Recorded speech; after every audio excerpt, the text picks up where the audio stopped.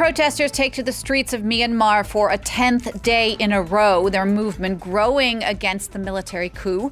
Deposed leader Aung San Suu Kyi still held under house arrest. We'll be getting the latest from regional correspondent Philip Sherwell. The pro-Union Socialist Party gets a narrow victory in a vote in the Spanish region of Catalonia, but independence parties there get more than 50% of the vote, and this for the first time ever.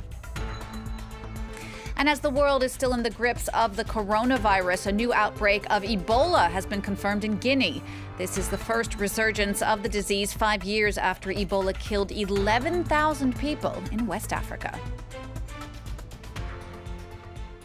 You are watching France 24. Thank you for joining us this hour. I'm Jeannie Godula. Well, we'll start first with our top story in Myanmar, where we're getting reports that security forces have fired to break up protests in the city of Mandalay. Demonstrators have turned out around the country for 10 days now against the military coup that deposed de facto leader Aung San Suu Kyi. She has since been arrested and was meant to appear in court today, but the military extended her detention. Extra troops have been deployed across the country to try and keep the protests in check, with electricity and the internet being cut off in some places overnight. Philip Sherwell is the Asia correspondent for the Sunday Times. He joins us now for more on this. Philip, it seems like this crackdown is really growing over there.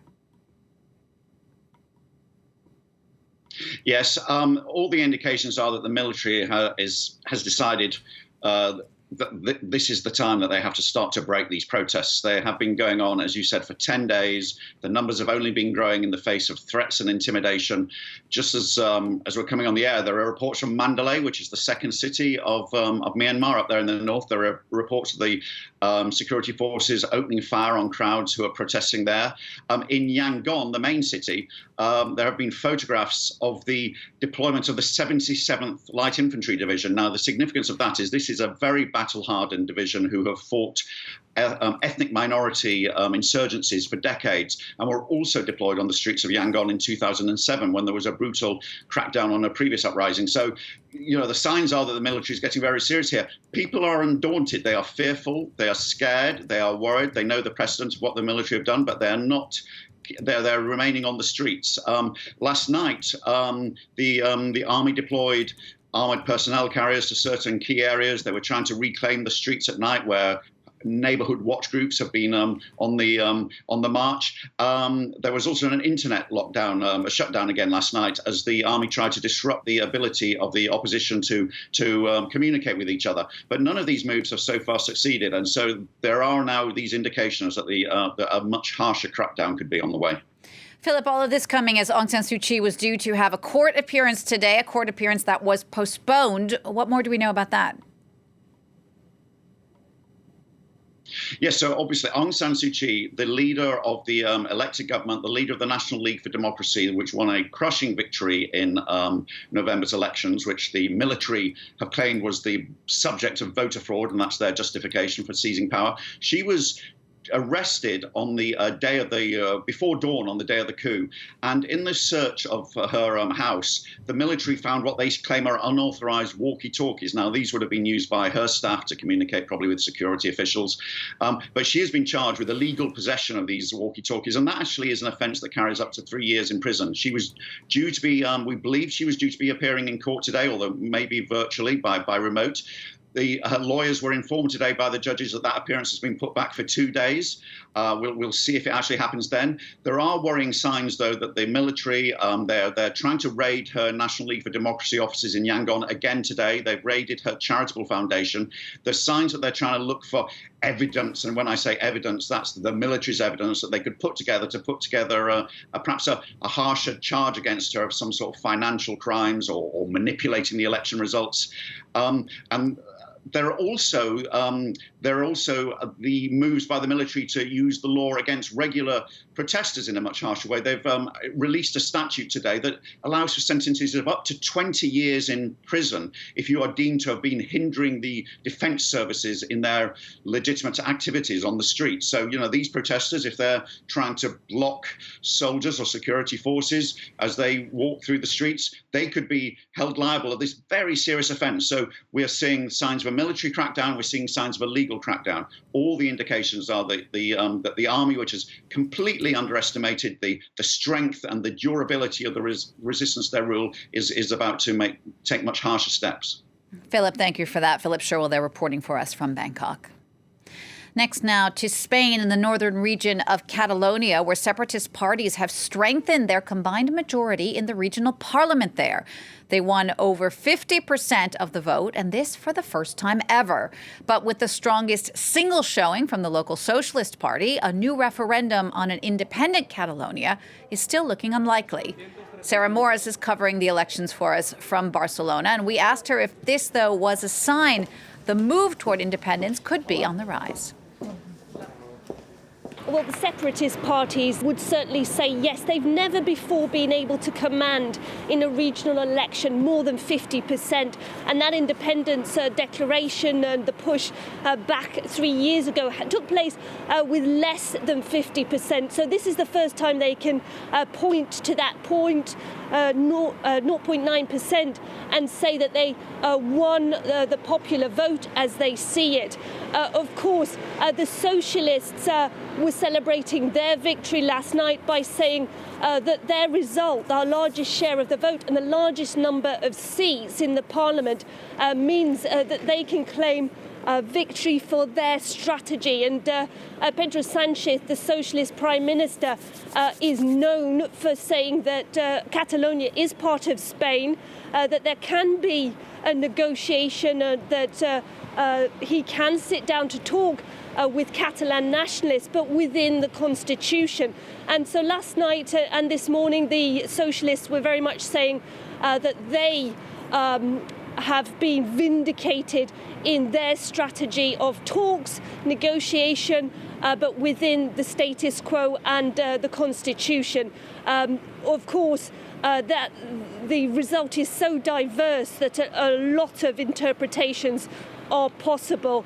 But the separatists already calling for an amnesty for those jailed for that declaration of independence, including Oriol Junqueras, who was the deputy president of Catalonia at the time.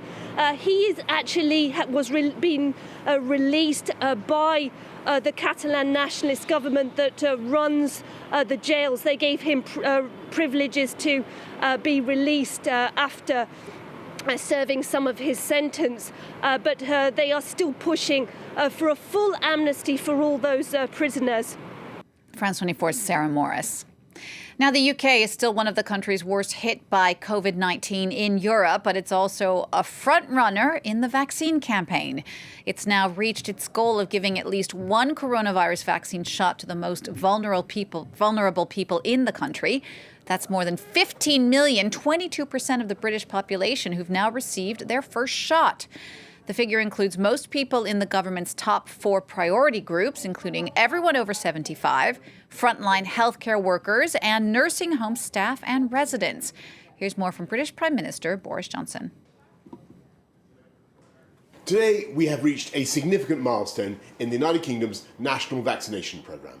This country has achieved an extraordinary feat, administering a total of 15 million jabs into the arms of some of the most vulnerable people in the country. Here in France, the eastern region of Moselle has been hard hit with new COVID-19 variants, particularly the one first detected in South Africa. Karis Garland reports. Here in the eastern administrative region of Moselle, the vaccination campaign against COVID-19 is ramping up.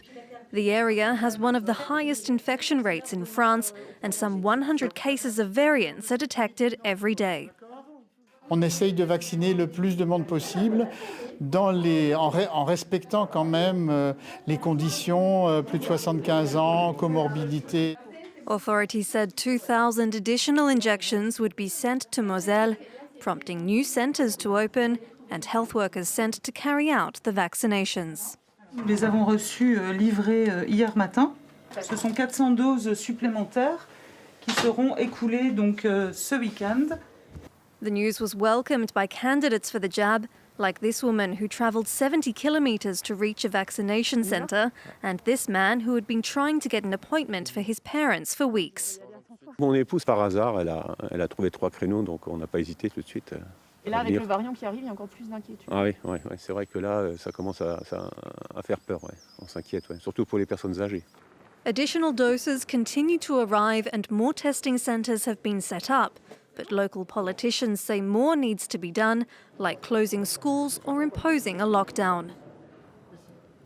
To Italy now, and in a first for Venice, street performers are ready for the annual carnival, but this year it will be without the crowds of out-of-town tourists to admire them. Italy has relaxed its coronavirus restrictions, allowing greater freedom in most regions. Venice, among the areas now under that low-risk yellow category. But residents in Italy are still not allowed to travel outside their regions. I think it's actually a good thing. It will give the city of Venice a moment of necessary introspection because previous carnivals, and namely last year's edition, were too much.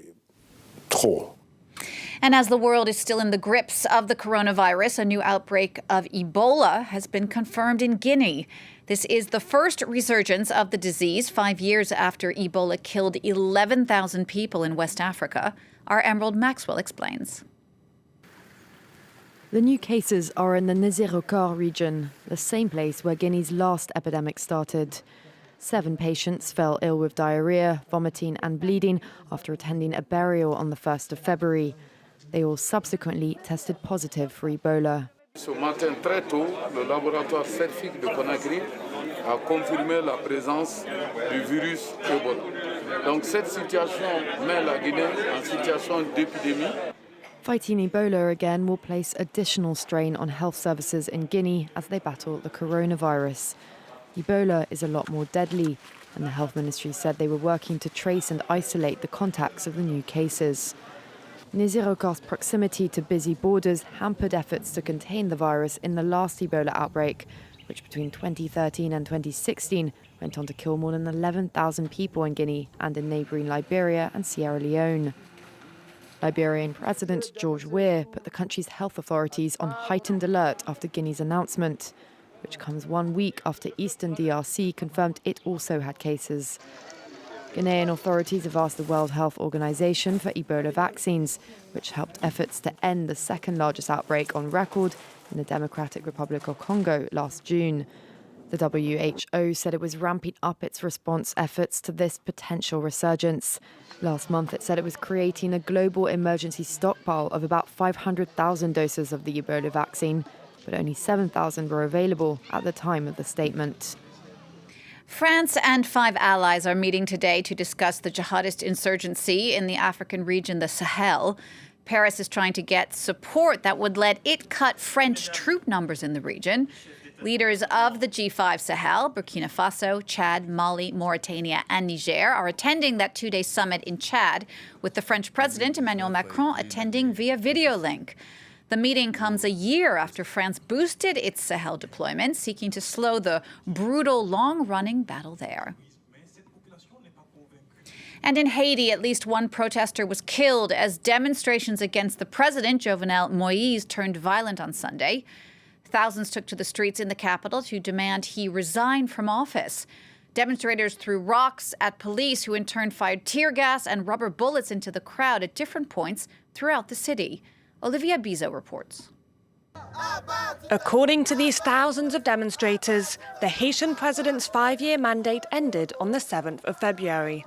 Appointed in 2015 in a poll called off because of fraud, Jovenel Moïse was re-elected the following year. He therefore believes his mandate should end in 2022. C'est pour nous dire Jovenel Moïse mandat fini. Kounya nous-mêmes femmes yo, nous engager nous dans bataille parce que nous pas tourner dans dictature encore. The peaceful demonstration quickly turned violent. Protesters threw rocks at police, who in turn fired tear gas and rubber bullets. Among the crowds were slogans against the United States and the United Nations, accused of supporting the ruling power. Se terminó el mandato de ex-presidente Jovenel Moïse. Entonces, nosotros pidamos a los Estados Unidos, especialmente a la embajada, que respetar a nuestra democracia. Tensions flared earlier this month after Moïse alleged there was an attempt to overthrow the government. 23 people were arrested, including a Supreme Court judge and a senior police official. The president has been ruling by decree since 2019, when he failed to hold legislative elections, leaving parliament without lawmakers. Thanks for watching France 24. Don't go away. There's a lot more to come.